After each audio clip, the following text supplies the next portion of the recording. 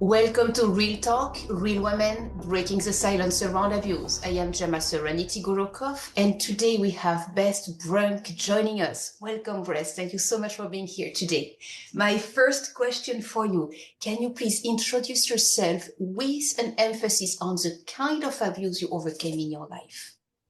Yes, well, thank you for having me, Gemma. I'm excited about this and appreciate your sincerity and your generosity. So the kind of abuse that I have overcame, it's quite a few. It was mental abuse, sexual abuse, financial abuse, religious abuse, um, verbal abuse, and they were all as part of my marriage. That's quite extensive, and that's sadly so the case of quite a few of us out there. Yes, sadly it is. So tell us a little bit more. What was the kind of relationship? How long did you stay? How was life when living through all these different kind of abuse? Okay, so I was married for 23 years. I was married for 21 years when I filed for divorce. Um, and how was life living in the abuse? It was survival mode. It was not being able to be present with my children. I have 5 children, and while I say it was not being able to be present with my children, I also need to let you know that in that time, I did have a child die. So I was dealing with abuse um, to the extent that one of my children was conceived from rape. I had a child die. And so I was in such deep survival mode that I moved through my days in a fog a lot of the time. Um, I couldn't be present with my children. I don't remember my children's childhoods.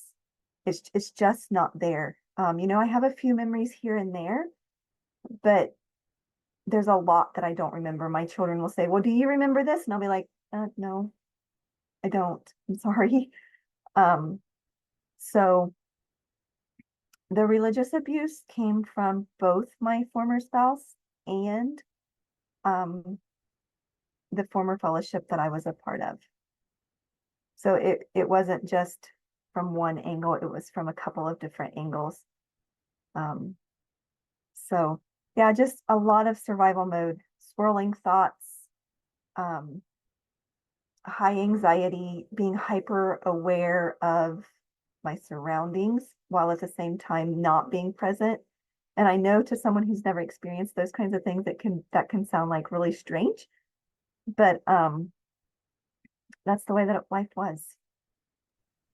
So just an additional question to have a global short picture of your life at that during that period of time.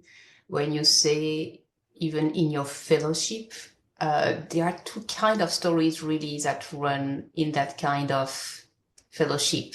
The one that absolutely wants you to stay in your marriage and take responsibility for everything, and the one that actually also sexually abuse you. I have seen both and I have heard both. What was your case? If you want to say, you are not obliged to say anything at all. It's up to you. Yeah. Well, there were actually two different fellowships involved. Um, they weren't at the same time, but they were definitely would have fallen into that category of seeing me stay in my marriage. And um, the one fellowship for sure put all of the blame on me, telling me that because of his pornography addiction, I just needed to have more sex. Yeah, that doesn't work that way. It does not work.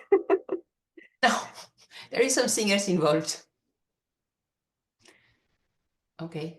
So it was really like forcing you to stay in a unhealthy relationship because it is a marriage.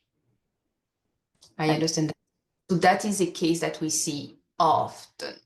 Mm-hmm. This is why when I give the advice to people, not only women, people who are experiencing super, super big hardship in their relationships and need now to actually break the silence and talk to someone, I often tell them, don't go to your church to talk about that. Go elsewhere. Go get a life coach. Go even in the medical community. Go elsewhere.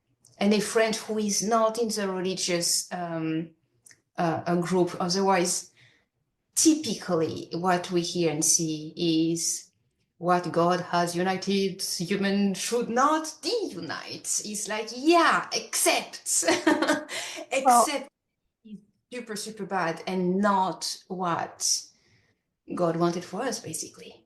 right. And what they overlook in all of that is the fact that Jesus said, if there's abuse, you are free to leave your marriage. I mean, that's my paraphrase, obviously.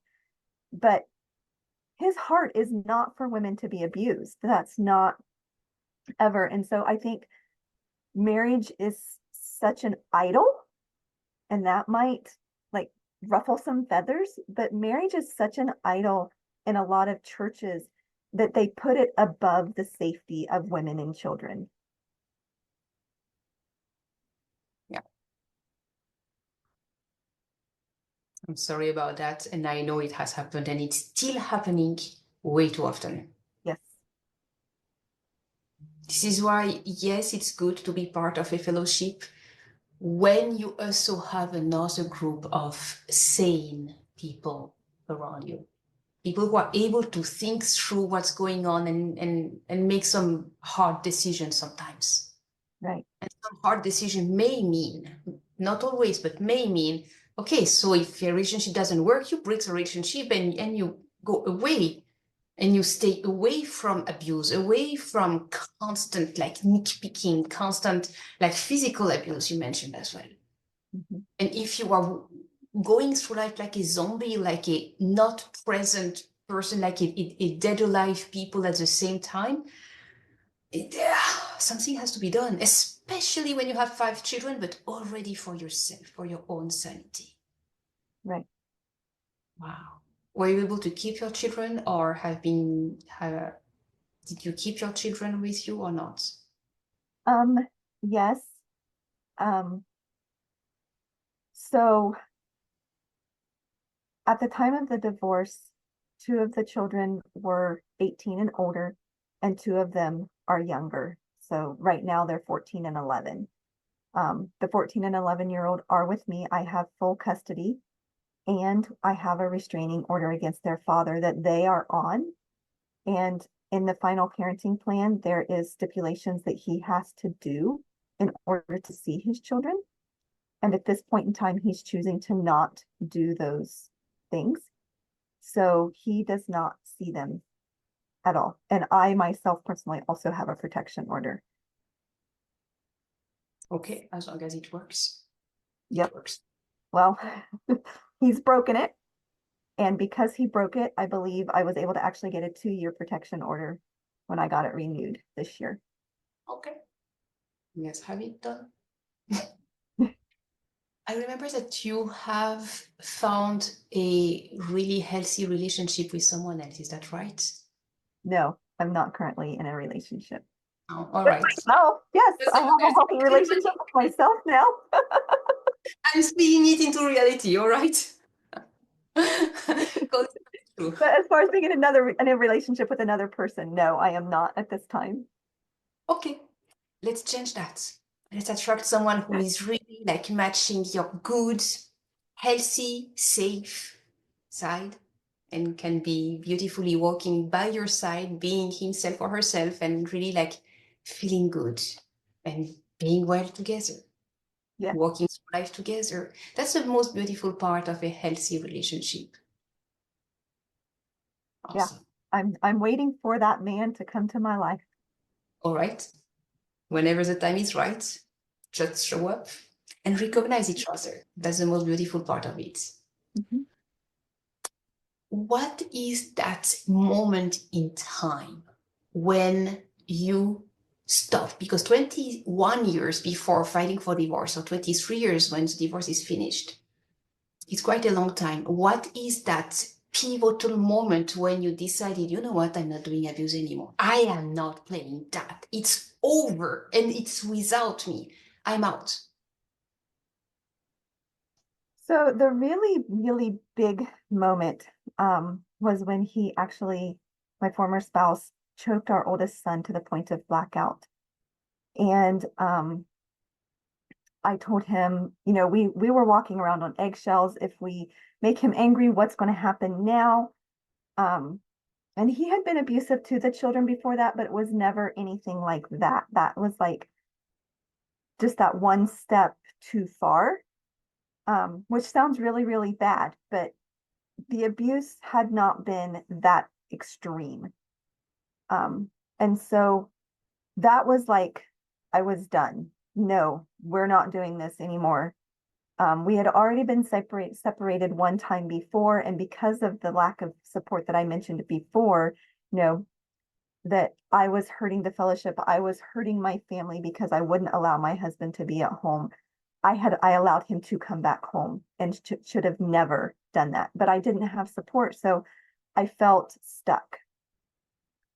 However, when he choked our son, I told him, you have to move out and you're not coming home until you've had significant help. Anger management classes, whatever it takes for you to get significant help to be able to come back home and be healthy. And he never came back home. That was year 19 of our marriage. And I gave him another 2 years.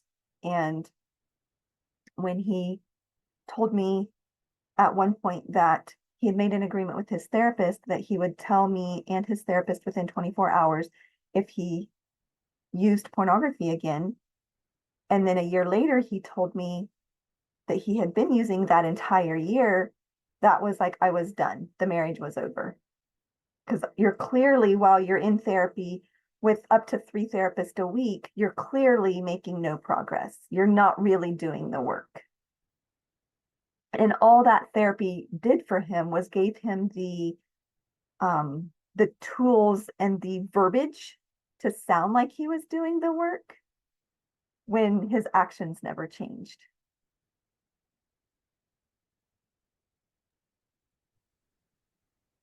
I think you see through his attempt to look good, Yes. but like it's really a facade. Yeah.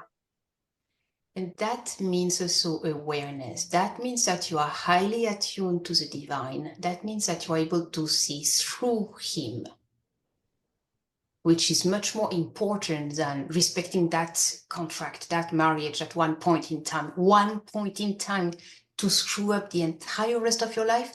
Yeah, we don't have to do that. Right. And you When brought up, it doesn't work, and we have to recognize it doesn't work. right. And you brought up the contract or the marriage covenant. And if I could, I'd just like to interject something here about that. Um, so if your husband is using pornography, having an affair, whatever kind of sexual acting out, and or, because it could be and it could be or, he's being abusive, he has broke the marriage covenant. You're not breaking it by seeking separation and divorce. He has already broken it with his actions, his choices to do these things.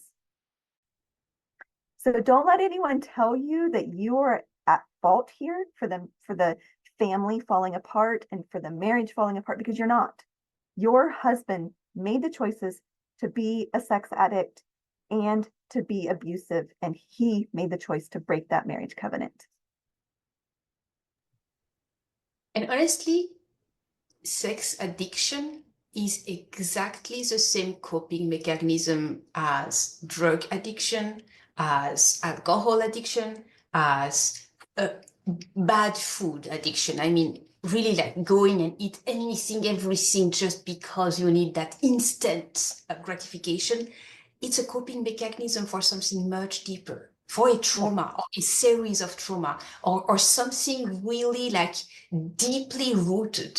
And as long as that person does not address the deeply rooted issues that is generating that behavior will not change, because that's a natural coping mechanism to actually deal with those emotions. And every time some of those emotions show up, okay, so I need some relief. Okay, so either pornography or actually having affairs or anything sex related for that person. But other person is like, okay, give me a bottle of alcohol, give me basically it is sex, food, alcohol, drugs. Shopping. Shopping can also be, but like inconsiderate shopping, like using the entire rent money to go buy useless things just because it's that rush of adrenaline just for the purchase. Okay, I feel good. Yeah, how long? Not long actually. Yeah. Right. Yeah. You That know. dopamine, that people are looking for that dopamine hit so they can feel better. Yeah, but it is just a fleeting moment Yeah. when contrarily, and I'm sure that what he has to do is to actually address his deeply rooted issue. I'm pretty sure of that. In order to actually see it and do and reconnect with all of you, addressing the deeply rooted cause of it, that is the healing Right. process. That is where you can actually break free from any addiction. And by the way, that work is one of the work I am leading my clients through, Awesome. because it's real and we have solutions. We can all go through those. Just a question of, are you ready to release those memories, those events, those traumas? Are you ready to let them go? Are you ready to address them, to see them again, and to clear up this emotional burden that comes on you because you experienced them? Are you ready for that? If you say yes, yeah, I'm ready to let go, I want to absolutely live a happy life and give myself permission to be happy and to be fulfilled and to be complete, I can help, other people can help. This is when help is available. But Mhm. that is not a step that the person is willing to take. All the help in the world will not do anything. Right. Yep. We have to be ready and willing. Exactly. Yeah. So tell us a little bit more about your offerings. How are you making the world a better place? Who are you helping? Do what? Yes. So I work with women who have been sexually betrayed by their husband. And it doesn't matter if you, what we call in the sex addiction world, make discovery, or if he confesses. The effects are usually still the same for all of us. We start taking on that it's our fault, maybe because they tell us it's our fault, and maybe because we just like, well, if I was more pretty, or if I was thinner, or if I, all these things that society tells us we need to be as women, then he wouldn't have strayed. He wouldn't have went looking for sex somewhere else. That's absolutely wrong. It doesn't matter what size your body is. It doesn't matter how beautiful your face is. None of that matters. He's making the choice to do it. So I work with women um, to calm the swirling thoughts, the intrusive thoughts, to know who they are in the Messiah, to set boundaries and to know their priorities, to create a gratitude practice. And some women, some of us men too, we don't like journaling, but journaling is so important in your healing journey. I can't stress that enough. So I actually have put together a program called the Sexual Betrayal Survival Solution. And I go through all these different things, and it includes group coaching. So that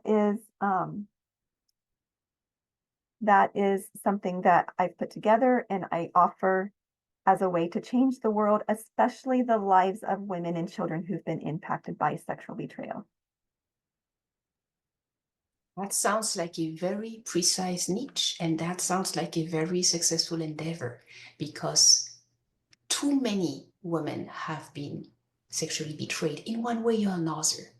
I remember in my first marriage, first year anniversary, I was calling everywhere to try to put together $50 to go to a restaurant to celebrate.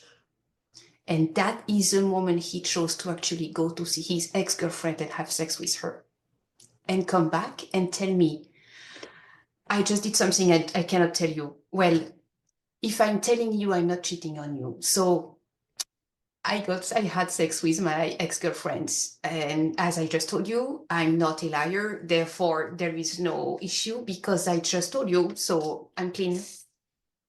And I had to deal with these emotions. I can't tell you.